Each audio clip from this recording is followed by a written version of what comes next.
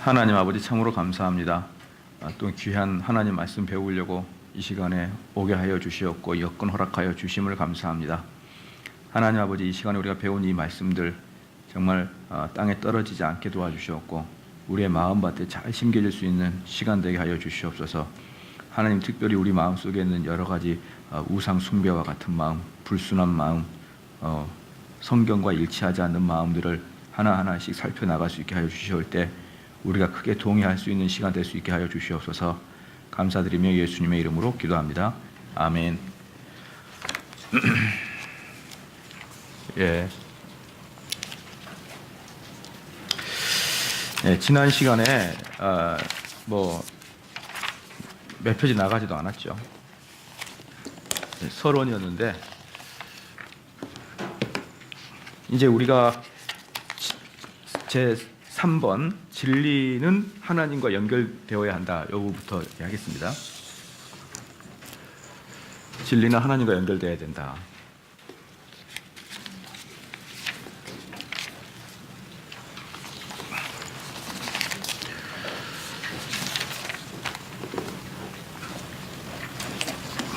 네, 찾으셨죠?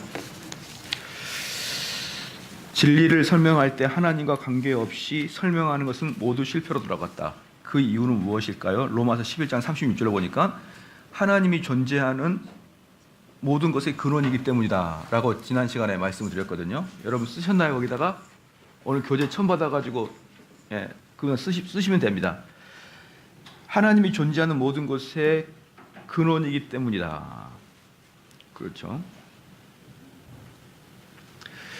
하나님은 어떤 분이신가? 하나님은 시편 119편 1절에서 6절을 보니까 자연 속에 계시하신 진리의 창조자다. 그러니까 이제 로마서나 그 밑에 하나님은 우리가 참과 거짓을 구분할 수 있도록 마음에 양심을 주시고, 그 다음에 심지어 그 마음에 그의 율법을 새기심으로 기본적으로 이해할 수 있는 터를 마련하셨다. 그렇게 쓰면 됩니다. 하나님은 우리가 참과 거짓을 구분할 수 있도록 마음에 양심을 주시고, 마음과 양심을 주시고, 심지어 마음에 그의 율법을 새기심으로 기본적으로 이해할 수 있는 터를 마련하셨다. 이게 무슨 뜻이냐 그러면 우리들의 마음은 하나님이 그 양심을 주셨어요. 양심을. 그래서 양심을 주셨기 때문에 누구나 다 하나님의 존재하심을 다 안다 이 말이에요. 양심을 주셨기 때문에. 이것은 하나님을 믿는 자든지 하나님을 믿지 않는지 다 동일하게 주셨어요. 그래서 하나님을 안 믿는 사람도 그 양심이 있기 때문에 그 양심이 하나님의 존재하심을 증명합니다. 그렇죠? 예를 들어서 도덕적인 법을 어겼을 때 우리 마음이 어때요? 떨리죠. 찔림이 있잖아요. 그렇기 때문에 그 양심만으로도 하나님이 존재하심을 알 수 있고, 또 하나 로마서 보면은 우리가 이 자연의 세계, 아주 웅장한 자연의 세계, 무서운 자연의 세계를 볼 때 우리 마음에 어떤 신적인 그런 두려움이 생기는 거예요. 신적인. 그래서 우리가 아무도 시키지 않아도 큰 고목나무 앞에 절을 하게 되잖아요. 그러한 것들이 우리 마음속에 하나님이 심겨졌다라고 이렇게 표현을 하는 거예요. 로마서에 보면은. 그래서 너희들이 핑계할 수 없다는 것이죠. 우리가 하나님 말씀을 몰랐는데요. 그래도 너 임마 죄를 질 때 너 양심 그때 찔렀지 않느냐. 그게 하나님이 하신 거라고 이제 핑계치 못하게 한다라는 게 그거거든요. 그렇기 때문에 이 세상에는 이 양심과 이 마음만으로도 하나님이 존재하심을 밝히는데 이제 뭐가 문제냐 그러면요. 이 양심과 마음은 자연, 또 자연까지 포함되어 있죠. 이 자연까지 포함되어 있어요. 자연까지 포함되는데 이것들은요, 하나님이 존재하심에 대한 증명을 해줘요. 방금처럼도 말했지만, 야, 그럼 너 양심을 찌르는 건 누구냐? 아무도 배우지 않아도 동일한 죄에 대해서는 거의 동일하게 양심을 찌르거든요. 예를 들어서 친구를 배신한다.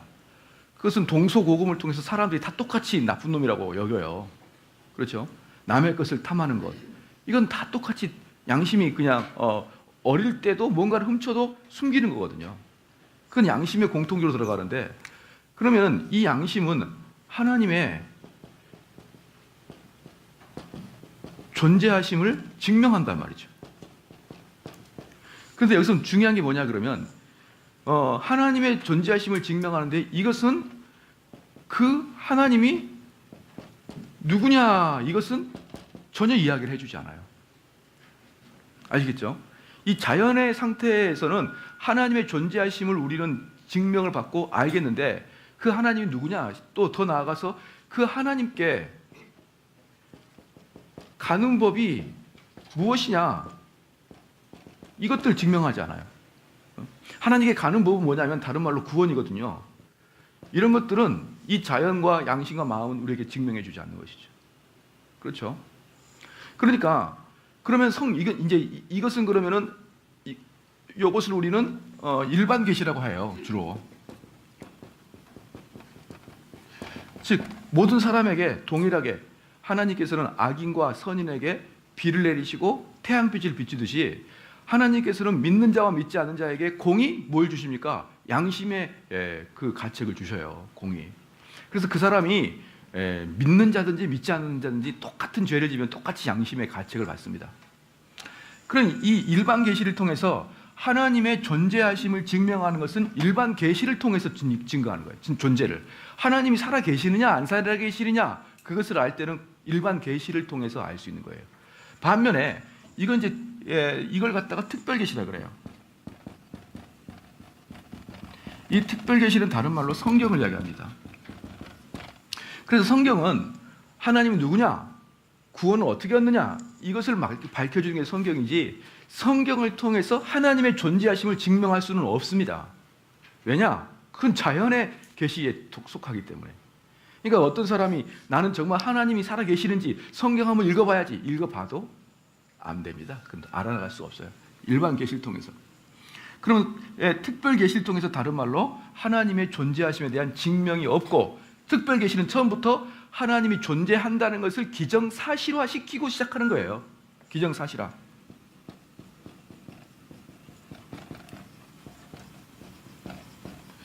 하나님 존재를 기정사실화하고 시작하는 것이지 이것을 지난번에 제가 이게 자꾸 왜 저기 하울링이 들어오려고 그래요. 좀만 줄여주세요. 여기 볼륨. 예. 이 특별 계시는 성경은 그 하나님의 존재 이런 거 신경 쓰지 않아요. 그러니까 이것을 철학에서는 제1원인이라고도 하고요. 진리라고 표현합니다. 진리. 진리라고 표현해요. 이 진리는 뭐냐 그러면요. 진리는 증명하지 않아요. 이게 진리예요. 지금 무슨 말이냐? 1 더하기 1은 2다. 1 빼기 1은 0이다. 왜? 1 더하기 1이 왜 0이냐? 증명하지 않아요. 이건 당위성이에요. 당위성. 그러니까 진리는 당위성인 것이지 진리는 증명하는 게 아닙니다. 아시겠죠? 진리는 내가 오늘 확실히 하나님이 살아계시는 걸 내가 공부를 통해서 내가 좀 증명해서 내가 이해를 해야지. 그렇지 않아요. 하나님의 살아계심은요 당위성이고 진리인 것이지 논술에 의한 결과물이 아니라는 걸 여러분 분명히 알아야 됩니다. 그렇죠? 그러니까 이제 우리는 이 일반 계시, 즉 자연 세계를 보면서 인생 살아보니까 인생이 내가 마음 먹는 대로 되지 않더라. 이제 이렇게 깨닫는 거예요. 그러니까 인생이 마음 먹는 대로 되지 않는데 어떻게 하다 보니까 참 내 인생이 이렇게 흘러나온 거 보니까 참 묘하다. 이 참 그 우연의 일치다. 이제 이렇게 생각하면서 나이가 점점 들면서 인생이 내 뜻대로 되지 않는다는 것을 점점 알아가면서 뭔가 신의 존재의 의식을 느껴지기 시작하는 거예요. 내가 사랑하는 자녀가 사랑하는 사람이 갑자기 너무 아파. 그럼 그때까지는 불신자였는데 왠지 갑자기 기도하고 싶어지는 거야. 응? 그렇죠? 그리고 이제 내가 사고가 나는 그 순간에 나도 모르게 아이고 아버지 이렇게 하는 거예요. 자기는 불신자인데 아이고 하나님, 아이고 신이 계시다면 날 살려주세요. 이러면서 자기도 모르는 사이에 아주 위급한 시간에 아주 신이 필요할 땐 자기도 모르게 툭 튀어나오는 거야. 그게 일반 계시를 통해서 신의 존재가 있다는 걸 확인되면 그 존재를 여러분이 믿으면 교회로 와서 그분이 누군가를 배우는 거예요. 그렇기 때문에 교회는 신의 존재를 증명하지 않는 곳이라 이 말이에요. 아시겠죠? 교회는 여러분이 신의 존재를 믿고 그 믿음 이후에 그 하나님께 가는 방법을 배우는 게 교회인 거예요. 그렇죠? 그럼 이건 다른 말로 무엇이냐 그러면 여러분들이 이 특별 계시, 이 성경이란 특별 계시를 배우지 않고 아주 특별하게 성경, 특별히 구원에 이르는 글, 특별히 하나님이 어떤 분이신가를 특별하게 배우지 않고 여러분이 자연 발생적으로 신앙생활하면 거의 여기 머물러 있습니다. 정말이에요. 그들이 신앙생활 수년 하는지 그건 상관없어요. 몇 년 했는지 상관없습니다. 심지어 그분이 직분이 뭔지 상관없어요. 단 그분이 진짜 제대로 배웠느냐 성경을, 그분이 정말 구원론에 있어서 하나님에 대해서 예수 그리스도에 대해서 진짜 제대로 배웠느냐, 안 배웠으면 다 여기에 있는 겁니다. 여기에. 왜? 이것은 특별 계시는 배우는 사람에게만 하나님께서 그에게 은혜를 주시는 거거든요. 배우는 사람에게만. 그래서 바로 이런 시간들이 중요한 거예요, 여러분. 이런 시간들이 중요한 거고, 우리는 그래서 보편적으로 교회 다닐 때 나는 뭐 교회를 한 50년 다녔네, 그러니까 나는 하나님 많이 알겠지. 아니에요. 전혀 그렇지 않아요. 제가 누굽니까? 제가 뭐 모태 신앙에 그냥 제가 얼마나 교회를 오래 다녔고 얼마나 많은 교인들을 만났겠습니까? 그 사람이 교회를 몇 년 다니는 것은 별로 중요한 게 아니에요. 이 머리에 하나님에 대한 그 의식, 하나님을 아는 것에 대해서는 내 교회를 수십 년 다녀도 몰라요. 몰라. 여러분 그걸 믿어야 되는데 잘 안 믿으면 안 돼요. 나는 교회 몇 년 다녔는데 나의 교회 직분인데 이건 전혀 중요한 게 아니에요. 왜? 여러분 교회 성경 말씀은 하나도 모르고 열심히 일만 해도 뭐예요? 장로님 시켜줘요. 나중에 열심히 일만 해도, 열심히 설거지만 해도 권사님 시켜준다고요. 너가 성경을 많이 아냐, 너의 가치관에 성령의 역사가 일어나냐, 이런 걸 누가 확인하고 시켜줍니까? 그냥 와가지고 그냥 열심히 그냥 뛰고 새벽부터 와가지고 설거지하고 그러면은 이거 신실한 권사가 되겠네, 이렇게 하면서 다 시켜줘요. 나중에 그 인간들이 거듭나지 않는 권사, 거듭나지 않는 장로가 딱 돼가지고 있는 거예요. 그러니까 많은 사람들이 뭐라고 합니까? 이 사람이 안수 집사 때까지는 그렇게 잘하더니 장로가 되니까 이제 목사를 잡아먹으려고 그러네. 그런 사람들이 속출한 이유가 일반 계시만, 그냥 목사도 일반 계시만 알고 장로도 일반 계시만 아는 거예요. 심지어 특별 계시를 몰라. 그러니까 목사 눈에는 저 사람이 성령의 역사로 말미암아 열매라고 보이지 않고 열심히 하니까 일꾼이다 이렇게 보이는 거예요. 그런데 그의 성령의 역사를 분명히 알고 있는 목사들은 그게 자연적인 열심인지 그게 성령에 의한 열매인지를 분간할 수 있단 말이에요. 자연적인 열심인 사람들은요, 여러분 절대로 절제시켜야 됩니다. 절제. 왜냐 그러면 그 중에 자연적인 열심을 가진 사람들은 필히 나중에 공로의식을 가지기 때문에. 그 사람들은 중요 직책으로 들어가게 되면 교회는 패망해요. 패망. 그 열심으로 나중에 뭐 할까요? 목사를 쫓아내는 데 열심히 한단 말이에요. 새벽부터 설거지했던 그 권사는 새벽부터 와가지고 목사 나가라고 이제 흔들어 댈 거란 말이에요. 그 열심히 방향만 바뀌면 무서워져요, 여러분. 사도 바울은 잘못된 방향을 옳은 방향으로 틀으니까 너무 좋아했잖아요, 그죠? 근데 사도 바울이 만약에 그리스도인들을 잡아 죽이는 게 게을렀다. 아이고 나 저 잡아 죽이러 가야 되는데 벌써 날이 중천이네. 그래 바울이 내일 가지 뭐, 이런 식의 아주 게을렀던 바울이었으면 아마 그는 사도에서도 게을렀을 거예요. 로마를 가긴 해야 되는데 내년에 가지 뭐, 이런 식으로 했을 거란 말이에요. 그러니까 사도 바울은 근본적으로 아주 투철하고 열심히 그러한 성향을 가지고 있었단 말이에요. 근데 그 사람이 뭘로 바뀌니까? 복음으로 바뀌니까 그 복음으로 이제 열심히 하듯이 교회에서 열심으로 자연적인 상태에서 섬기는 사람은 그가 나중에는 열심으로 복음을 반대하는 데 돌아서는 것은 시간 문제입니다, 여러분. 그러니까 이것들을 구별하지 못하고 그래서 일반 계시를 구별하지 못하는 사람들이 뭐라 그러냐면 사람들이 이렇게 얘기합니다. 일반 계시를 구별하지 못하는 사람은 뭐라 하냐면 나는 어떤 사람이 너무 좋대. 어떤 사람이 너무 좋다는 것이죠. 왜 좋냐 그러니까 어떤 그 목사님이 너무 좋다는 거야. 왜 좋냐 그러니까 이 세상에서 그 사업도 해보고 이 세상에서 안수집사도 하고 이 세상에서 장로도 하고 사업도 하고 안수집사도 하고 장로도 하고 그 다음에 목사가 됐으니까 얼마나 폭넓게 이해를 할 수 있겠냐는 거죠. 이런 그 경력을 가지고 있는 사람들은 그냥 담임 목사 청교회도 좋다, 이런 식의 이야기하는 사람들, 이것들은 전체적으로 뭡니까? 일반 계시에 속해 있는 거예요. 왜? 인생을 살아보니, 인생의 경륜을 알아보니 무엇이 좋고 또 무엇이 나쁜지를 인생을 살아보고 알았다는 거예요. 노예요, 노. 여러분, 신앙을 자꾸 이런 식으로 접근하면 안 됩니다. 신앙은 어릴 때부터 조기 교육으로 성경을 깊이 아는 자들이 끌고 가야 돼요. 조기 교육. 너희들 이미 늦었어. 이미 너희들 또 굳을 대로 굳은 애들이야. 초중고등학생부터 성경을 깊이 알고, 제가 누차 말씀드리지만 이 세상에서 종교를 이끌고 가는 사람은 어릴 때부터 신앙심이 남달랐어요. 어릴 때부터 신앙심이 남달라서 어릴 때부터 묘하게 그렇게 남다르게 신앙의 특출난 보이고, 묘하게 성경을 열심히 보려고 그러고, 묘하게 다른 애들보다 기도를 더 많이 하려고 했던 성향들이 신앙의 조기 교육부터 나타납니다. 이런 사람이 목사가 돼야 되는 거예요. 그러니까 무슨 말이냐면, 목회자는 이 세상을 살아보고 경험을 많이 해본 사람이 좋은 목사가 아니라 정말 성경을 깊이 연구했고 성경에 능통한 자가 목사가 돼야 되는 거예요. 세상은 아무것도 몰라도 됩니다, 여러분. 여러분 이제 여기서 쭉 이제 다음에 가겠지만, 우리는 이제 특별 계시로 들어가게 되면요, 세상을 다루지 않아요. 거의 뭘 다룰까요? 우리의 내면을 다루기 때문에, 우리의 내면을 다루지 세상을 다루지 않는단 말이에요. 그렇기 때문에 세상도 잘 알고 성경도 잘 알아서 세상의 성경을 접목시, 말이 쉽죠. 그렇게는 되지 않습니다. 우리의 내면으로 파고 들어가는 게 성경이에요. 내면으로. 왜? 우리의 하나님의 좌소함이 어디 있습니까? 우리의 내면에 있잖아요. 성령이 우리의 내면에 있잖아요. 그렇기 때문에 우리 내면을 파는 것이 인간을 아는 것이고, 우리 내면을 파는 것이 성령의 역사를 아는 거예요. 아시겠죠? 그게 바로 일반 계시, 특별 계시. 제가 일반 계시, 특별 계시를 꼭 이렇게 설명을 해드리고 싶어요.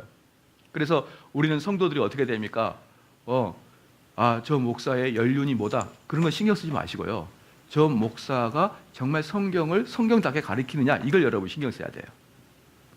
되셨죠? 그래서 이제 이게 그겁니다. 진리는 하나님과 연결되어야 된다, 이 뜻이에요. 그래서 그럼 진리 그 자체는 누구인가? 히브리서 1장 1절로 3절입니다. 한번 볼까요?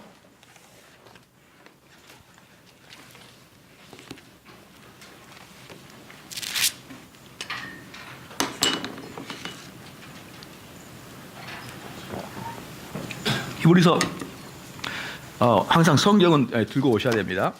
성경을 계속 찾아야 돼요. 왜냐 그러면 워낙에 분열 대학이 나중에 가다 보면 너무나 우리가 생각했던 거에 비해서 너무 파괴적이에요. 우리가 그동안 생각했던. 그러니까 성경의 증명을 통해서 우리가 징검다리를 건너가야 됩니다. 1절부터 3절까지 한번 읽겠습니다. 시작. 옛적 선지자들로 여러 부분과 여러 모양으로 우리 조상들에게 말씀하신 하나님이 이 모든 날 마지막에 아들로 우리에게 말씀하셨으니, 이 아들을 만유의 후사로 세우시고 또 저로 말미암아 모든 세계를 지으셨으니라. 이는 하나님의 영광의 광채이시요 그 본체의 형상이시라.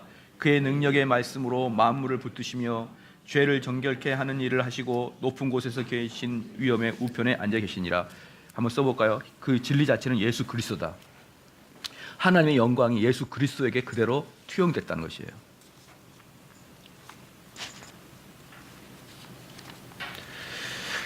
그러므로 모든 진리는 하나님에 대한 진실, 그분이 누구이신지, 그분의 마음이 하시는 것과 그분이 거룩하심에 의미하는 것과 그분의 의지가 입증하는 것들이 무엇이든지 등에서 출발한 것입니다.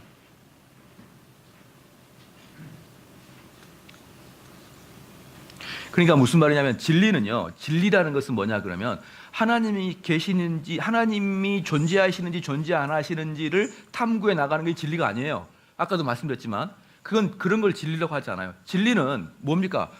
하나님이 계시다. 그 하나님의 영광이 예수 그리스도의 영광에 투영됐다. 이게 진리예요. 그러니까 이것을 우리는 뭐는 거예요? 믿고 시작하는 거예요. 믿고. 많은 사람이 그렇게 이야기해요. 그 믿음 믿고 시작하는 거, 그것은 너무 현대 21세기에 말도 안 되는 소리입니다. 그걸 어떻게, 하나님이 존재하심을 어떻게 믿어요? 증명을 해야지. 이제 그렇게 하는 건데, 이제 봐보세요.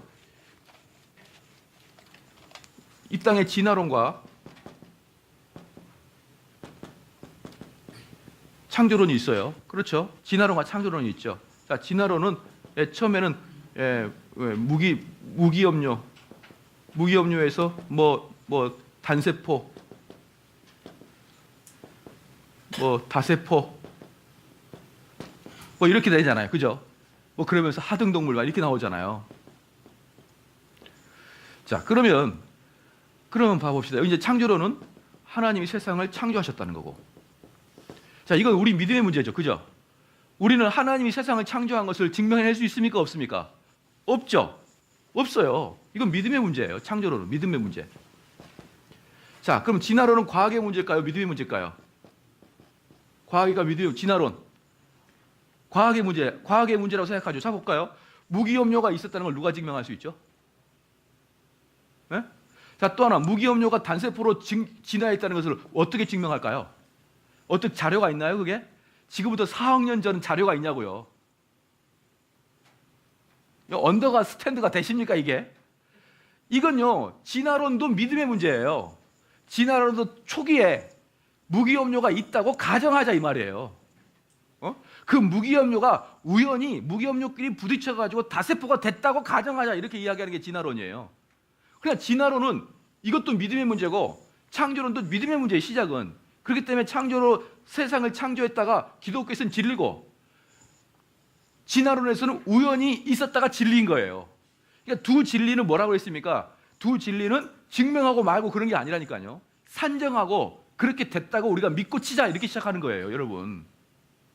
되셨죠? 사람들은 자꾸 착각해요. 진화론은 과학이라고. 근데 진화론이 언제부터 과학이냐면 다 끝나고 이렇게 됐으니, 이제 진화가 됐으니 그때부터 과학적 해석을 하는 거예요. 그때부터. 되셨죠? 그러니까 모든 인생관은요, 시작은 증명이 아니에요. 모든 인생관의 시작은 믿음이에요, 믿음. 있다고 산정하고 시작하는 거예요. 그렇죠? 그래서 진리는 하나님의 존재가 옳다 그르다를 증명하고서부터 시작하는 게 아니고 하나님이 존재하시고 그 존재의 그 영광이 예수 그리스도에게 왔다. 이게 진리의 시작입니다. 진리의 시작. 그러니까 사람들이 뭐라고 해요? 야, 하나님 있으면 존재 증명해봐. 이렇게 이야기하는 것은 완전히 그 우물가에서 숭늉 찾는 격이에요. 그건 존재 자체를 증명하려고 하는데, 그런데 여러분 그것도 증명하고 싶어요. 막 불일 듯 일어나가지고. 왜? 공부를 안 해봤으니까 이게 증명을 해야 될 부분인지 안 해야 될 부분인지 개념 자체가 없거든요. 질문하는 자나 그 질문에 답하려고 땀을 삐질삐질 흘리려나 도진 깨진이에요. 도진 깨진. 모르는 건 똑같아요. 단지 하나는 세상에 있고 하나는 교회에 있다. 몸뚱아리만 교회에 있고 세상에 있는 것이지 요 기본적인 아이디어는 똑같아요. 일반 계시가 뭔지 특별 계시가 뭔지도 모르는. 그리고 이 3차원적인, 우린 4차원도 이해를 못하는 이 3차원적인 뇌로 그 하나님을 설명해내려고 그렇게 또 열심히 한 번씩 이렇게 해보려고 하는 거고.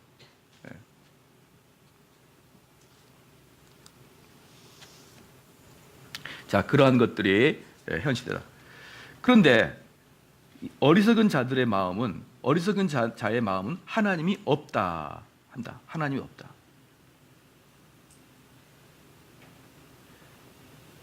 하나님이 없다 그런다.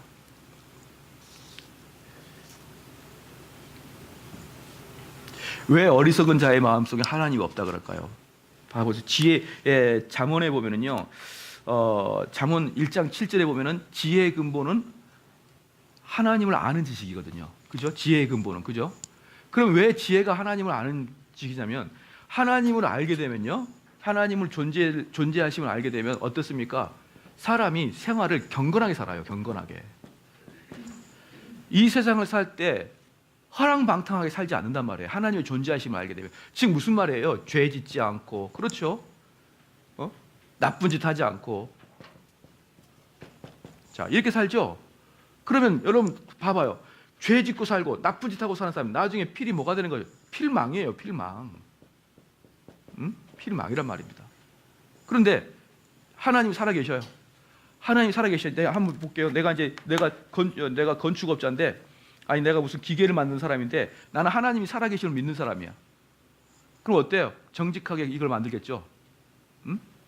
정직하게 만든단 말이에요. 그래서 하나님의 살아계심을 아는, 하나님께서 항상 나를 본다는 그 코람데오의 정신이 있잖아요. 하나님이 살아계셔서 나를 본다. 이 코람데오 정신은 사람이 보든 안 보든 하나님 앞에서 나는 최선을 다하는 거예요. 그게 하나님 살아계심을 믿는 사람 뜻이거든요. 그럼 하나님이 살아계심을 믿기 때문에 하나님 나를 읽을 수 있도록 보기 때문에 남들이 안 봐도 청소할 때 입까지 다 청소해요. 입까지 쫙 이렇게. 근데 인간의 눈만 의지한 사람들은 인간의 눈이 안 가는데 손 안 대요. 그렇죠? 그런데 만약에 여러분들이 청소하는 사람이 그렇다 쳐요. 청소하는 사람인데 나는 예수님 믿는 사람이에요. 그러니까 맨날 위까지 씻어서 닦아. 그럼 주인이 와가지고 침대 밑에나 위에 한번 안 볼 것 같아요? 언젠가 딱 들키게 돼 있습니다, 그게. 그런데 딱 보니까 위까지 깨끗하네? 그럼 그 사람 어떻게 될까요? 청소교의 1인자가 되겠죠. 청소교의 1인자. 근데 그 인간 갔는데 겉은 깔끔한데 속 보니까 하나도 손 안 댔어요. 걔는 안 됩니다. 그래서 하나님을 믿는 자들은 결국 가서 돈 벌게 되어 있어요. 무엇을 하든지. 그러니까 지혜의 근본이죠. 하나님의 살아계심을 믿는 자들은요, 부자가 되게 돼 있다고요. 되게 너무나 강조를 많이 하고 있잖아요. 3번이나 되게 돼 있다고요. 4번 했나요? 예? 딱 안 믿는 자는 안 보이는데 싹싹 속입니다. 싹싹 속여요. 안 보일 하나님이 없다고 하는 사람들은요. 그런데 하나님 있다고 하는 자들은 그렇지 않아요. 그렇죠? 여러분들이 만약에 남편이 정말 하나님을 경외하는 자예요. 그럼 그 사람이 아프리카 가도 아내는 마음이 놓여요. 그렇잖아요. 근데 이 인간이 나만 안 보면 뭔 짓거리 할지 몰라. 그럼 그 아내가 어떻게 될까요? 바가지를 벅벅 들고요. 어제 어디 갔다 왔냐 이러면서. 자, 그 남자 편합니까? 안 편합니까? 편하지 않죠. 그럼 어떻게 하면 편합니까? 하나님 열심히 믿고 내가 어디 가도 우리 아내가 당신은 믿어. 이렇게 하면 얼마나 편해요.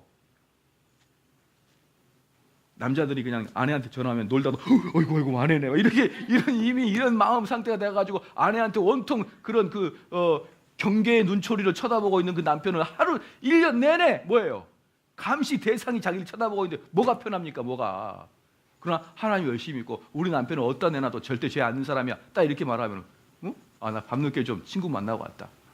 아 그래요. 당신 들어와서 씻어요. 밤늦게 친구 만났다. 전화번호 대. 이렇게 하면 되겠냐 이 말이에요. 전화번호 대. 이러면서 그년 누구냐 이러면서. 에? 이게 다 하나님을 경외하면 여러분 다 세상 편해요. 신상이. 그렇기 때문에 하나님이 살아계심을 알고 하나님을 경외하는 자들은요 지혜의 근본인 거예요. 그게. 여러분이 살아보면 아는 겁니다. 그게.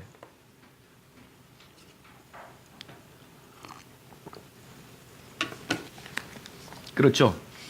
그래서 어거스틴은 그렇게 말합니다. 우리는 이해하기 위해 믿고 게다가 우리의 믿음은 우리가 더 잘 이해하는 만큼 유지되고 강해지는 것입니다. 자, 그 다음에 참 그리스도인은 전심을 다해 데살로니가 후서 2장 3절입니다.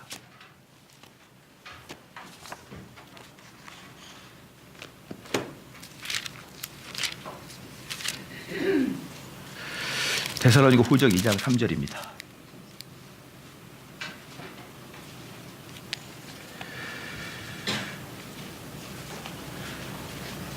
2장 13절 같이 한번 읽겠습니다. 시작. 주의 사랑하시는 형제들아 우리가 항상 너희를 위하여 마땅히 하나님께 감사할 것은 하나님이 처음부터 너희를 택하사 성경에 거룩하게 하신과 진리를 믿음으로 구원을 얻게 하심이라. 자, 참 그리스도인 전심을 다해 진리를 믿고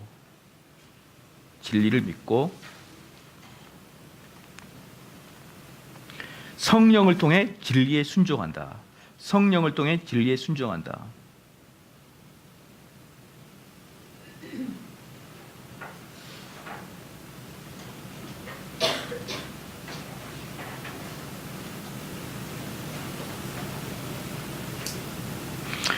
자, 여기서 이제 여러분들이 이제 좀 알아야 될 게 뭐냐면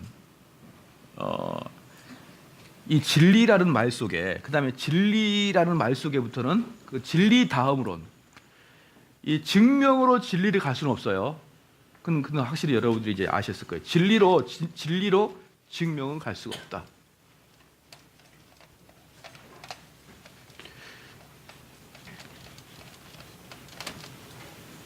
부모님께 효도해야 된다. 진리죠. 왜 부모에게 효도해야 된다. 그렇게 증명해서 부모에게 효도하고 그러는 게 아니에요. 부모님께 효도하는 것은 진리예요. 진리. 그런 진리를 증명하는 게 아니에요. 그럼 진리가 딱 인정이 됐어요. 자, 이제 어떤 그 한 문구가 딱 진리가 진행됐습니다. 그 다음부터는 뭐 오는 거예요? 그 다음부터는 이론과 그 다음에 논증이 필요한 겁니다. 그 다음부터. 그 다음부터 아시겠죠? 그러니까 요 진리는 여러분이 믿는 거고요. 그 다음부터는 이론과 논증으로 그걸 이제 이해해 나가야 되는 거예요. 지금 그게 어거스틴의 이야기가 그겁니다. 우리는 이해하기 위해 믿고, 이 이해하기가 뭐예요? 언더스탠드예요. 즉 이성적으로 이성적으로 이해가 돼야 돼요. 이성적으로.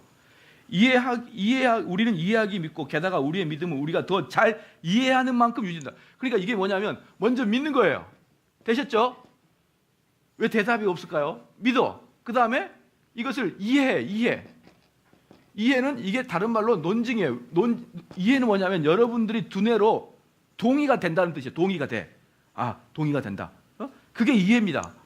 그러면 믿음과 이해를 하게 되면 이게 또 뭐가 되냐면 믿음을 어떻게 돼요? 더 높여요. 더 키워. 그러니까 처음에 믿고 그것을 또다시 이해하고 동의가 되면 믿음이 더 커져요. 그래서 이게 자꾸 선순환이 되는 거예요.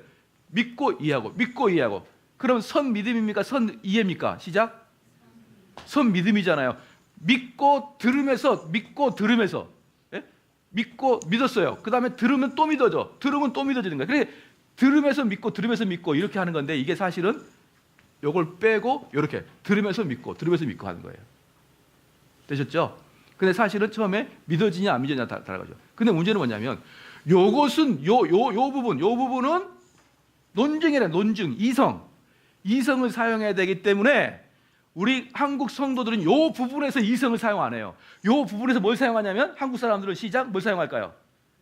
감성을 사용합니다. 감성을. 어리숙하게도. 그래서 뭐라 그러냐면 하나님이 나에게 오늘 이런 느낌을 주셨어. 느낌. 여러분, 그런 것은 신앙이 아닙니다. 신앙은요, 이성적으로 공부해서 들어가야 되는 게 신앙이에요. 시작은 믿음이지만 그 다음부터는 계속적으로 뭐예요? 이성적으로 그것을 우리와 우리 가족과 나와 내 주변이 납득할 수 있도록 공부가 돼야 되고, 이성을 자극해서 이성을 깨버려야 됩니다. 내가 가지고 있던 인생관 자체 이성을 깨버려야 돼요. 무슨 이성으로? 성경의 이성으로. 그래서 우리는 이성적 신앙을 하지 말자 이런 말 들어보셨나요? 안 들어보셨나요? 시작. 들어봤잖아요. 왜? 여러분 한국교회 사람들이니까. 어디 뭐 미국서 온 거 아니잖아요. 영어 자체를 못하잖아요, 우리는. 그러니까 여러분들 한국교회이기 때문에 전부 다 뭐라고 했냐면 이성적 신앙하지 말자 이렇게 이야기하고 있을 거예요. 근데 저는 감히 말하는데 여러분은 이성적 신앙을 해야 됩니다. 이성적 신앙을. 왜 이성적 신앙하지 말라고 했냐면, 원래는 진리가 있었고요. 이 진리 밑을 해결하려고 이성이라는 게 이 진리를 이해시키기 위해서 이성이 작용됐었어요. 이게 종교개혁 때까지. 근데 종교개혁이 지나면서 이것이 이성이 위로 올라왔어요. 이성이 진리 위로 올라왔어요. 그러면 어떻게 되냐? 이것과 이거 차이가 뭐냐? 진리를 해석하려고 이렇게 나가는 게 원래 전통 기독교였다면, 이게 진리인지 아닌지를 내 이성이 판단하는 거예요. 그러니까 그거 하지 말자는 거예요. 이거 하지 말자는 게 지금 한국교회 화두인데, 이거 하지 말자고 지금 어떻게까지 변했냐면 이성 자체 쓰는 것 자체를 싫어해요. 그냥 교회에서는 무조건 믿어야 돼. 왜? 교회에서 여러분 그 생각 안 하려고 기도할 때 머리를 흔들어 버려. 이렇게 흔들어. 왜? 생각 안 하겠다는 거야. 맨날 그냥 기도만 하겠다는 거예요. 그래서 조금 더 성경 공부하자. 요즘은요, 희한한 게 있어요. 성경 공부하자 그럼 이단이래. 이런 이상한. 그러니까 정통 교회는 뭘 해야 되는 거야? 성경 공부 안 하고 맨날 곰발바닥 소갈바닥 이것만 하는 거예요. 모여 앉아갖고. 수련회 가면 맨날 이건 하고 앉아있어. 이거나. 요즘은 안 하지만 저희 때 한참 부흥할 때 이거 아니면 교회가 부흥이 안 됐어요. 곰바닥 소갈바닥 이거 007 빵, 뭐 무건의 007 이렇게 하는 거 있잖아요. 이것만 하는 거예요. 청년부 수련회 가면. 그럼 머리는 뭐가 되는 거죠? 텅텅 비어 있는 거예요. 어떤 사람은 너무 무거워, 머리가. 왜? 돌이니까. 너무 가벼워. 왜? 비어 있으니까. 이 둘 중에 하나야. 무겁거나 가볍거나. 이게 돌 아니면 비어 있는 거예요. 이게 한국 교회야. 도대체가 공부를 안 해요. 도대체가. 공부 좀 하자 그러면 이성적인 기독교 아니야? 이러면서. 한마디로 좀 이성적인 데라. 이성적으로 되라. 저는 목사님 교회 한 30년 다녔는데 성경 잘 몰라요. 자랑이다. 잘해요. 어디서 그런 쓸데없는 소리를 농담식으로 하고 앉아있어요. 농담식으로. 여러분들이 신앙의 연륜이 쌓여가면 이성이 꽉 차야 됩니다. 성경에 대한 이성이 꽉 차야 돼요. 그래서 여러분 여기 성경의 사람이 돼야지. 입만 열면 성경 암송이 나오는 게 아니라 그 삶의 라이프 스타일 논리가 성경적 논리로 딱 변해가 있어야죠. 교회 들을 때는 교인이야. 나가면 변해. 뭐 이중인격이야? 그래서 하는 말이, 목사님 들은 말을 실천을 못 하겠어요. 왜 그런지 알아요? 머리가 돌이거나 비어 있으니까 그러는 거예요. 어떻게 하는지를 몰라. 어떻게 하는지를. 들을 때는 들었는데 아멘 아멘 하는데 나갈 때는 어떻게 그걸 적용할지를 모르는 거예요. 언제까지? 평생을. 그러니까 어쩔 수 없이 이중인격 살다가 또 들켜요. 들킵니다. 어떻게 들키냐 그러면은 분식집 가서 라면 먹는 그 닭광 있잖아요. 닭광. 단무지 먹을 때 자기도 모르게 아줌마 안주 하나 주세요 이렇게 하면서 들켜버려요. 자기도 모르게. 이중인격을 언제나 들킬 수가 있거든요. 이중인격이니까 자기도 모르게 술자석에 기도하고 주여 오늘 밥 잘 먹게 해주세요. 내가 술자석이구나 이렇게 하면서 들키고. 그러니까 이게 왜 그러냐 그러면 도무지 개념을 못 잡았어요. 왜? 이게 없으니까. 이것을 두려워했던 교회가 이성 자체를 말살시켜버렸습니다. 지금. 그래서 교회에서 제일 믿음의 표상은 뭐냐면 아무것도 모르는 권사님이 새벽에 나와서 기도하는 사람이 믿음이 제일 좋다 그래. 믿음이 좋기는 뭘 좋아해. 그런 사람 전부 다 이기적인 기도만 하는, 기복적인 기도만. 주여 우리 아들 이번에 딱 녹음시켜보면은 녹음시켜봐요. 그 권사님 기도 뭐야? 주여 오늘 우리 아들 나가는데 잘하게 해주시고 우리 손자 이번에 대학 가는데 합격시켜주시고. 그런 사람 새벽기도 나오지 말아요. 그런 사람 새벽기도 나오지 않아야 내가 새벽기도 안 하고 편하죠. 대충 나와가지고 맨날 기복적인 기도는 하고 앉아있는 거예요. 왜? 이성이 없으니까. 어떻게 살아내야 되는지를 몰라요. 어떻게 살아내야 되는지를. 나가서는 옛날에는 그랬단 말이에요. 옛날에는 동네 시장 가서 내가 저기 지갑을 안 갖고 왔는데 내일 와서 줄게요. 안 되는데요. 나 저기 제일교회 장로예요. 장로님 그러세요. 내일 오세요. 제가 어릴 때만 해도 그랬습니다. 장로라는 사람이. 지금 뭐라 그래요? 교인이 더해. 교인은 사기쳐도 괜찮습니다. 왜? 회개하면 되니까. 주여 내가 사기를 쳤나이다. 용서하여 주소서. 끝. 용서받고 또 사기치는 거예요. 그러니까 교인이 더하죠. 남들은 사기치면 천벌 받는다. 근데 우리 또 공로사상을 알아요. 공로로 천국 가지 않듯이 죄져도 회개하면 돼. 쉽게 죄를 짓는 거예요. 주여 내가 나도 모르게 뇌물이 1억을 받았나이다. 들키지 않게 하여 주소서. 옛날에 저 아현지역에 있을 때 여기 아현지역에 출신 한두 명 있지만 말이에요. 교회에서 긴급 전체 기도회가 열렸습니다. 긴급 SO에서 쳤어요. 목사님 우리 교회 아주 사업하시는 분이 지금 어렵게 됐는데 기도 좀 부탁합니다. 뭐가 문제인데요? 그냥 일단 기도 좀 부탁합니다. 다 기도했어요. 주여 그 사람의 사업을 불쌍히 여겨주시고 이렇게 기도했더니 나중에 알고 보니까 세금 포탈해가지고 걸려가지고 그것을 우리가 기도해가지고 하나님이 은혜로 덮었다는 거예요.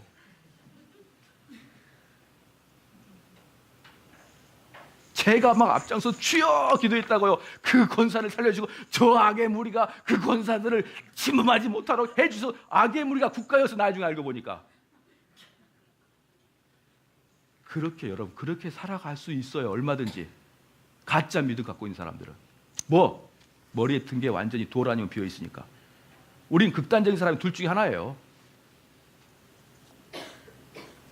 그렇죠? 그러니까 참된 그리스도인 전심을 다해 진리를 믿고 성령을 통해 진리에 순종하는 것. 진리의 순종은 여러분들이 성령이 내주하셔야지만 진리에 순종할 수 있습니다. 그렇죠? 근데 이 성령은 진리의 영이시기 때문에 참된 진리가 있어야지만 성령이 역사하는 거예요. 그러니까 진리를 가리키고 진리에서 성령의 역사가 되고 성령이 역사가 되면은 진리가 드러나고 순종하게 되는 것이죠. 그래야만 결국은 하나님 말씀에 순종하는 것이지. 너는 수년 동안 교회를 다니는데 어떻게 이렇게 하나님 말씀을 모르냐. 또 어떤 놈이 있냐면 참 희한한 놈이 있어요. 목사님 많이 아는 게 중요한 게 아니라 하나를 알아도 실천하는 게 중요하죠. 이렇게 또 멋지게 이야기하는 사람들이 있어요. 인간도 아닌 것들이야, 그것들은. 그러면 알지 않으면 되잖아.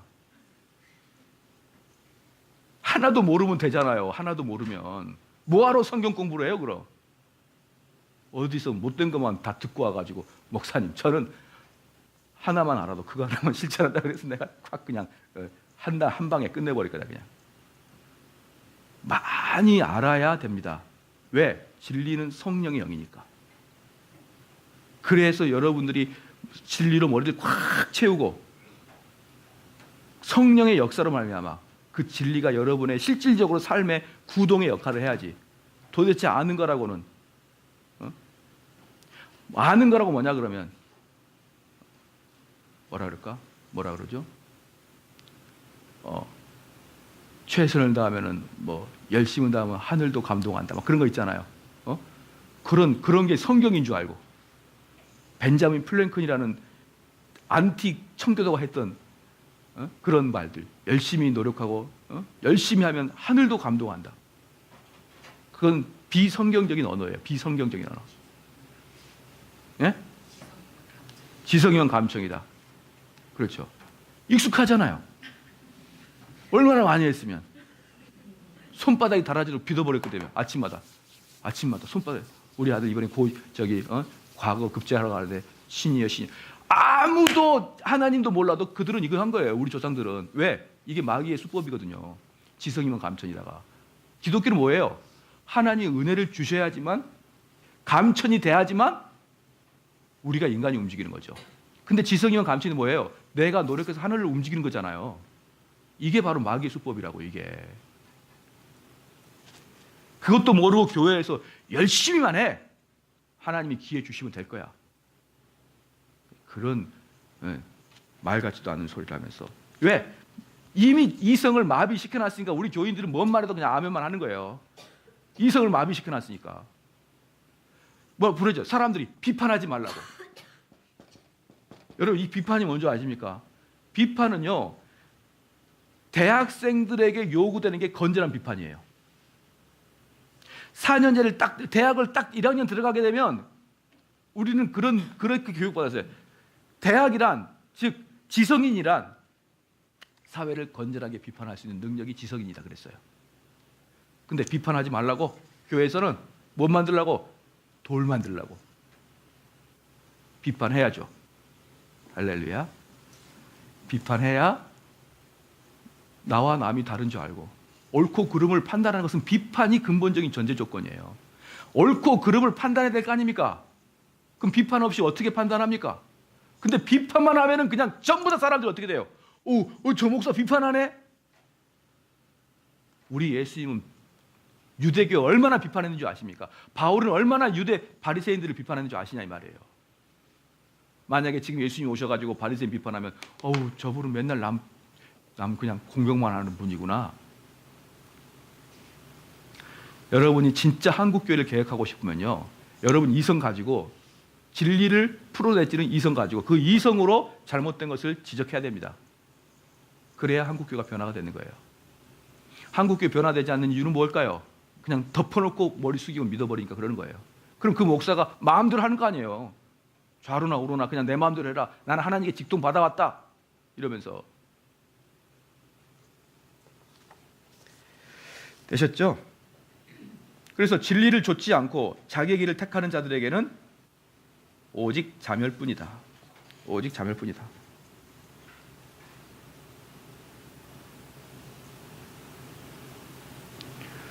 그러니까 방금 여러분들이 꼭 알아야 될 게 뭡니까?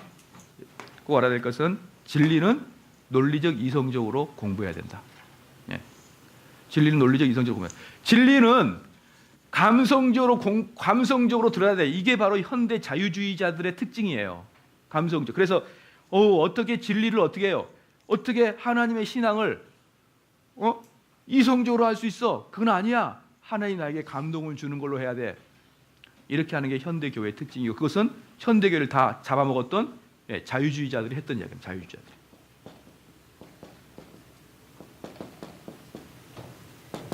자유주의 했던 소리. 자유주의는 어떤 겁니까? 온 유럽의 교회를 다 문 닫게 했던 게 자유주의예요. 근데 그 자유주의의 시작이 뭔지 알아요? 자기 한 주먹. 자유주의 시작이 뭐냐면요. 여러분 이거 알면 놀라는데 말해줄까 모르겠네요. 자유주의 시작은요. 하나님은 너를 사랑한다 이거예요. 놀랐잖아요. 나는 여러분이 놀랄 거 알고 다 있었어요. 하나님 너를 사랑한다가 자유주의예요. 자, 하나님 너를 사랑한다. 그다음 뭐예요? 비판하지 말고 판단하지 말고 정죄하지 말고 교리로 억누르지 말고 율법으로 그를 찢지 말고 그냥 그 모습 이대로 이 모습 이대로 받으소서. 사랑해 예수님 날 사랑하듯이.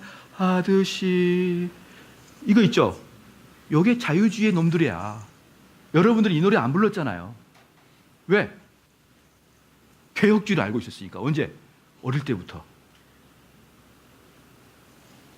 자유주의가 들어오면서 사랑의 하나님이 급격하게 늘어납니다. 내 몸에 그 술이 들어오면 알코올 기운이 급격히 늘어나듯이 자유주의가 들어오면은 사랑의 하나님이 급격히 늘어나요. 사랑의 하나님 들어오면 그때부터 뭐 하는 거예요? 판단하고 비판하고 정죄하고 다 하지 말라는 거예요. 그럼 어떻게 될까요? 이분이 분명히 신앙적으로 잘못했어요. 판단하지 말라는 거예요. 그다음부터는. 사랑의 하나님. 종교개혁 때 무슨 사랑의 하나님입니까? 거룩하신 하나님이죠. 경건하신 하나님이죠. 성도들에게 요구되는 게 경건이었죠. 지금 뭐예요? 사랑의 하나님. 사랑의 하나님이 얼마나 왜곡됐는지 볼까요? 나는 이런 교회도 별로 안 좋아해요. 뭐 사랑자 써진 거 있잖아요. 이런 거. 거룩교회 들어봤나요? 거룩교회? 진노하신 하나님 교회 들어봤나요? 맨날 사랑 타령, 자비 타령 하고 앉아있어요. 사랑의 하나님이 얼마나 잘못됐냐면요. 봐보십시오. 제가 가끔 예화를 드는데 제가 이제 우리 청년부 담당할 때 수련회 갈 때마다 1시간씩 늦는 그 인간들이 있어요. 그런 것들은 DNA가 어떻게 됐는지 항상 늦어요.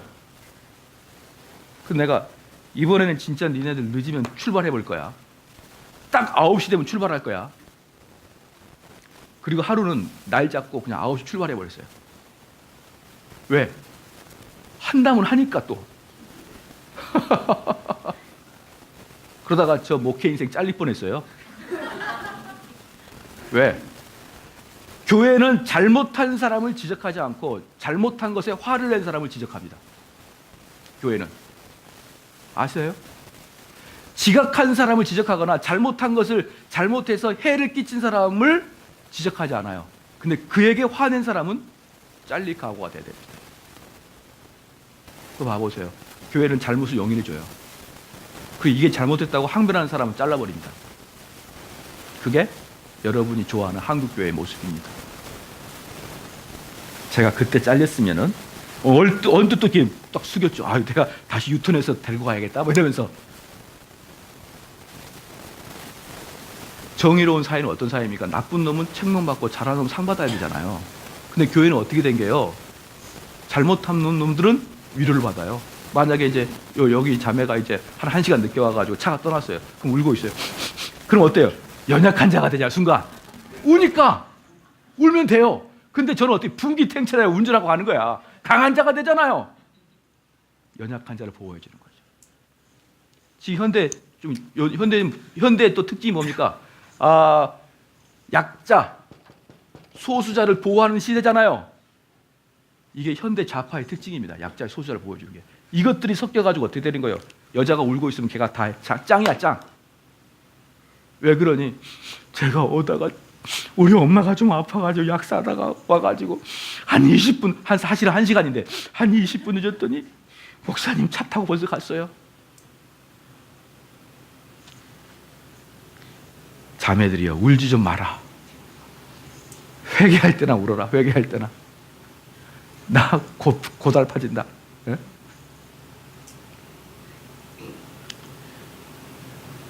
상담하다가 보면 가끔 우리 요즘에 교인들이 새로 오시는 분들이 상담하다가 이제 정말 인생의 마음에 아파서 우는 사람은 괜찮아요. 근데 저한테 약간 책망을 들을 때 울어버리면 있죠. 그럼 제가 어떻게 할지를 몰라요. 이거 또 큰일 났네. 자, 또 하나 그 상담 나왔으니까 얘기합시다. 여러분, 상담을 또 속지 말아야 됩니다. 상담을 속지 말아야 돼요. 요놈의 인간들이 상담 봐보세요. 상담은요, 다른 사람의 이야기를 들어줘야 됩니까? 내가 말을 많이 해야 됩니까? 상담자가 이야기를 많이 해야 됩니까? 피상담자가 이야기를 많이 해야 됩니까? 시작.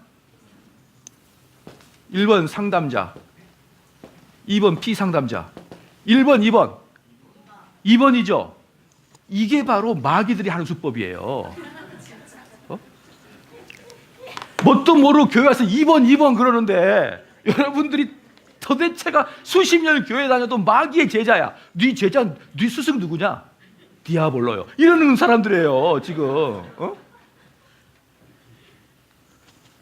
이 피상담자 말만 하면 얘 뭐 하는 줄 알아요? 논리 만들어놔요. 논리. 상담 3번만 하면 완전히 허구를 진짜로 만들어놔요. 그래서 기독교는 뭐 합니까? 잠잠히 내 말을 들으라요. 알았다 그만해라. 이제부터 내 얘기 들으라면서 혼내는 거죠. 이게 목회 상담이에요. 이게 설교를 개인한테 하는 게 목회 상담이라고요. 근데 지금은 그래, 네 말을 한번 들어보자. 한번 들어보세요. 여러분이 상담 한번 해보세요. 며느리하고 시어머니 한 번씩 상담하면요, 시어머니 말 들으면은 이제 며느리가 죽이려고, 며느리 말 들으면 이 악한 시어머니예요. 왜 그럴까요? 인간은 자기 변호의 천재거든요. 근데 그걸 듣고 있어요. 이야기하면 됐다, 입 다물어라. 이제부터 내가 너한테 너 잘못을 내가 고하겠다. 이게 목회 상담이에요. 근데 뭣도 모르고 마귀가 이걸 딱 해놓으니까 전부 다 피상담만 많이 있고, 어떤 사람이, 저도 상담학 들어봤는데 어떠냐면요, 제일 좋은 상담자는 말 적게 하고 이것만 하래. 어우, 어우, 힘들었겠네. 이것만 하면 이 인간이 말하다가 풀어져서 간대. 어우, 너 말 들어보니까 힘들었겠네. 말을 적게 하는 상담자가 최고의 상담자라는 거예요. 그러면 여러분, 다시 말하지만 이 사람이 상담 3번만 지나가면요, 자기의 허구를 완벽한 이론으로 만들어가지고 팩트를 딱 만들어놔요. 몇 번 들어보고 딱 절제시켜야 돼요. 딱 절제시켜. 저번에 어떤 분하고 상담을 해봤는데, 남편하고 결혼했는데 남편이 너무나 이해할 수 없는 사람이었다는 거예요. 이해할 수 없어서 도대체가 결혼하자마자부터 아차 싶었대. 내가 그분의 이야기를 곰곰이 들어보니까 김치녀야, 김치녀. 김치녀가 뭔지 아세요? 아나무인격 여인. 그 내가 남편이 욕을 그렇게 심하게 욕을 해서 자기가 인격이 말살당하고 그 남자가 너무 싫었다는 거예요. 근데 내가 그랬지, 맞아 봤습니까? 그랬더니 맞진 않았대요. 다행이라고 생각하세요. 다행이라고. 나한테 있으면 몇 번 맞았어요. 내가 그랬어요. 눈물을 흘리고 상담받아. 왜? 얘 막 그러고. 당신 남편이 좋은 사람이네. 나한테 당신 걸렸으면 가만 안 놔둔다. 광대뼈 몇 번 부러졌다. 할렐루야. 그리고 은혜 받고 돌아갔어요. 네? 여러분, 그 상담 들을 때 그 사람의 이야기에 속지 말아요, 여러분. 자기 변호의 천재가 인간입니다. 얘들은 누구도 안 가르쳐줘도 내가 안 그랬는데요, 그래요. 제가 그랬는데요. 우리 딸내미가 저번에 제가 설교할 때 말했나요? 아빠 짜증나. 왜? 그랬더니, 아니 내 친구들하고 4명이서 같이 떠들었는데 선생님이 나만 혼내잖아. 아 짜증나. 그래서 제가 그랬죠. 선생님이 보기에 네가 주도자라 그래. 얼마나 미워 보이면 늘 그랬겠냐. 회개해라 하라마. 여러분, 속지 마세요. 자기 가족들 이야기에 속지 말아요. 가족들 이야기에 평정심 이러면 손해봅니다, 여러분. 왜? 그 가족도 누구니까? 죄인이니까. 자기의 유익으로 똘똘 뭉쳐있는 가족이니까. 제가 이렇게 말씀드리면 좀 뭐하지만요, 목회자들이 자기 자녀들의 이야기를 듣고 마음의 평정심이 약간 이러면 꼭 교회 시험 듭니다. 그게 설교든지 상담이 나와요. 제가 누굽니까? 우리 아버지가 목사라서 다 알아요. 다 뒤에서 보고 자라왔거든요. 아, 이러니까 교회가 풍지박산 나는구나. 다 봤어요. 아, 요게 바로 교회가 이 꼬랑으로 빠지는 길이구나. 그 시작이 가족들의 원성이에요. 네, 가족들의 원성. 할렐루야. 예. 저는 일생 자체가 목사의 삶이야. 그냥 일생 자체가.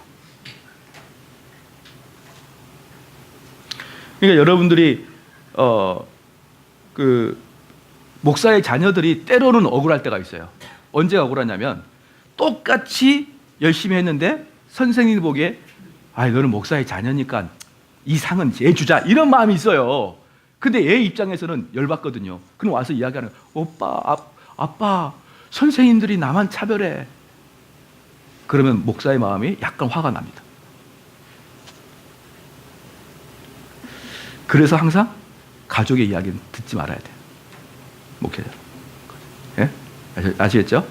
예, 그건 다 이렇게 연륜이 아니라 그냥 삶이어서 되게 터득한 거예요. 그 다음에 진리의 길을 좇지 않고 자기의 길을 택한 자들에게는 오직 장을 뿐이다. 진정한 그리스도인은 어떻게 대답해야 되는가? 그래서요, 여러분이 거기다 하나만 써보십시오. 저는 이렇게 생각합니다. 저는 이렇게 생각합니다. 그것 자체를 말하지 말라. 저는 이렇게 생각합니다. 그렇게 말하지 마라.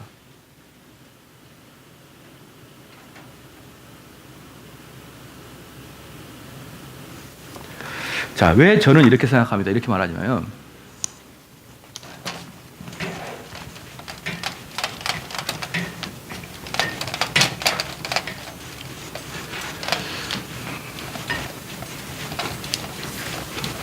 자, 봐봅시다. 자, 신앙이란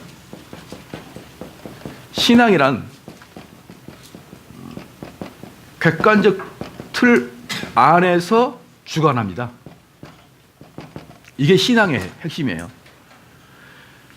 그렇기 때문에 객관적 틀 안에 있기 때문에 누구든지 동일해야 됩니다. 누구든지 동일해야 돼요. 그게 객관적인 틀이에요. 되셨죠? 그런데 이 신앙에 현대화가 되면서 뭐가 됐냐면 상대화가 되면 현대화의 특징이 상대화죠. 상대화됩니다. 이 상대화의 특징 중에 제일 많이 말하는 게 뭐냐면 내 생각은요. 내 생각은. 내 생각은 또는 내 신앙은 이렇게 이야기하면 또는 내가 하나님을 체험함은 자 이렇게 할 때 내가 하나님을 체험했다는데 그게 맞다 틀리다 말할 수 있습니까? 없습니까? 없죠. 그렇죠. 자, 이러한 논리들은요 맞다 틀리다를 말할 수 없는 논리예요. 맞다 틀리다를. 그게 위험한 겁니다. 왜? 성경은 흑백의 논리를 분명히 이야기하거든요. 옳은 것과 그른 것을 이야기하거든요. 자, 이것들이 아무것도 아닌 것 같지만 자, 주목 한번 봐볼까요?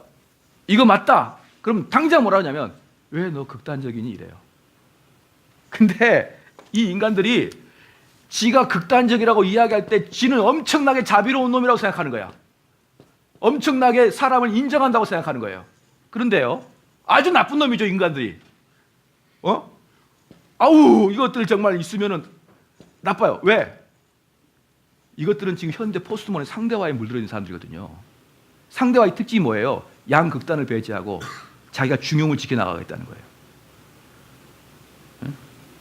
비판하지 말고. 왜 비판하지 말까요? 예를 들어 봐봐요. 옆집에 얘가 공부는 안 하고 맨날 밤늦게 여학생이나 돌아다니고 고등학생인데 밤에 들어오면 담배 냄새 나고 아주 미칠 것 같아요.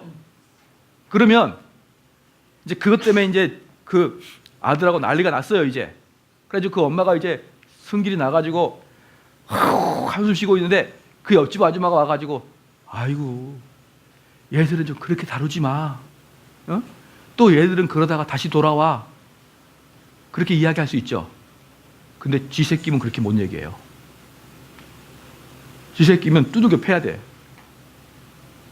무슨 말이에요? 내비도 자비 이것은 난 모르겠다. 난 내 거 아니야 그건. 이 뜻이에요 여러분. 여러분 당장 여러분한테 딱 다가오면요 못해요 그렇게. 지금 이 현대 사회가 자비를 이야기하고 극단을 이야기하지 말고 중용을 이야기하고 이게 뭔 줄 알아요? 남 어떻게 되든 상관없다. 나 혼자 먹고 살자 이 말이에요. 그걸 아주 지성인처럼 딱 감싸놓습니다. 그게 현대 마귀입니다. 그래서 내 생각은 이렇고 사랑하는 성도 여러분, 여러분 생각이 중요한 게 아니라 성경의 생각이 중요한 거예요. 성경의 생각. 우리 그리스도인들은 내 생각이 뭐가 중요한 겁니까? 내 생각은 뭔데? 민우야, 네 생각은 뭔데? 따라해봐. 쓰레기예요. 우리의 생각은 쓰레기에 불과해요. 왜? 맨날 죄질 것만 생각하거든요. 맨날 게을릴 것만 생각하거든요. 민우가 여기 이렇게 하얀색 옷을 입고 있지만 민우가 언제 한번 내가 어떻게 해야 본격적으로 기도할까 이런 생각 해봤어 안 해봤어? 해봤어요? 보편적으로는 생각을 안 해요. 내가 어떻게 해야 편하게 지낼까? 어떻게 해야 내가 드리블 잡까? 이런 생각하지 내가 어떻게 해야? 엄마 더 이상 나한테 관여하지 마요. 나도 마음 편하게 좀 기도 좀 할게요. 이러지 않아요. 마음 편하게 낮 12시까지 잘게요. 밤 새벽 2시까지 게임하고 3시까지 게임하고 날 뜬풍 쏘고 그 다음날 오후 4시까지 푹 자는데 엄마가 깨우면서 일어나 시끼야 그러면은 엄마 나에게도 자유를 주세요 이렇게 하잖아요. 근데 밤새도록 성경 읽고 자고 있는데 엄마 깨우는데 엄마 나 좀 성경 좀 자유롭게 읽도록 나 좀 깨우지 마세요. 그러지 않아요 보통. 죄 짓는 데는 빠르고 말씀 읽는 데는 느리잖아요. 응? 우리 딸도 야 인터넷 그만해라. 엄마 1시간만 할게요. 지금까지 우리 딸 목사 딸 개혁주의 목사 딸이 지금까지 한 번도 아빠 1시간만 기도하게 해주세요. 없어요. 우리 인간은 다 쓰레기입니다. 머릿속이. 근데 그 쓰레기와 같은 사람한테 내 생각을 들어요. 여러분 교회에서 간증하는 놈들은 다 잡아가야 됩니다. 간증은 다 지 생각이죠. 자 볼까요? 제가 이번에 우리 성경 갔던 사람이 여기 있었지 택선이. 어떤 분이 간증을 이야기하더라고. 목사님 간증이 뭐가 나빠요? 간증이 뭐가 나빠요? 남들의 동료하는데. 자 이거 봅시다. 아까도 말씀드렸죠. 진리 밑에 이성이 있으면 좋은 거죠. 이성 이외에 진리가 있으면 진리 이외에 이성이 있으면 어때요? 나쁜 거죠. 그러면 간증할 때 그 역사가 하나님의 역사였다는 것을 네 이성이 판단하고 있잖아. 그게 간증이에요. 아시겠어요? 전혀 하나님이 그런 뜻이 아니었어. 하나님은. 근데 자기 혼자 스스로 해석을 하는 거예요. 하나님이 여기까지 나를 인도하셨네 하면서 간증을 하는 겁니다. 근데 하나님 보시기에 순이야 나는 그런 뜻이 아니었다. 그럴 수 있잖아요. 근데 그것을 강대상에서 해요. 하나님 뜻도 아닌데. 간증한 사람은 끌어내려서 부처님 있는 대로 보내야 돼. 왜? 이런 사람이 교회를 또 흔들어 놓으니까. 그래서 저는 교회에서 말 안 듣고 이런 사람들을 다 절로 보내요. 야 절로 가라. 그리고 네가 절로 가서 스님을 힘들게 해야 된다. 왜? 교회에서 너무 목사를 힘들게 하니까. 이 절에 가면 스님을 힘들게 하면 스님이 개종할 수 있잖아요. 야 너가 절로 가라. 절로. 무당한테 가든지. 교회에서 힘들게 좀 하지 말고. 그래서 진정한 그리스도는 어떻게 돼야 됩니까? 내 생각은, 내 신앙은, 내가 체험한 하나님은, 내가 나만이 알고 있는 하나님은. 여러분 사도 바울이 언제 나만이 알고 있는 하나님을 이야기했습니까? 정신적으로 우리 차립시다. 성경에 없는 거 그만합시다. 목사님 제 신앙을 판단하지 마세요. 저는 하나님과 저만이 알고 있는 비밀, 그게 그노시스 영주주의예요. 영주주의.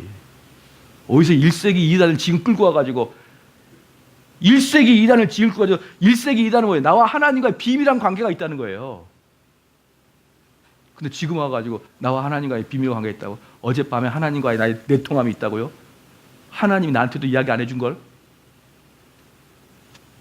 저의 신앙을 판단하지 마세요. 그럼 누가 판단할까요? 여러분의 신앙을 목사가 판단하지 않으면 누가 판단하냐고요? 말 같지도 않는 걸로 온통 자기가 신앙이 있다고 그 기분 나빠서 10분간 휴식할 거예요. 휴식하시고 이제 또 우리 즐거운 마음으로 하겠습니다.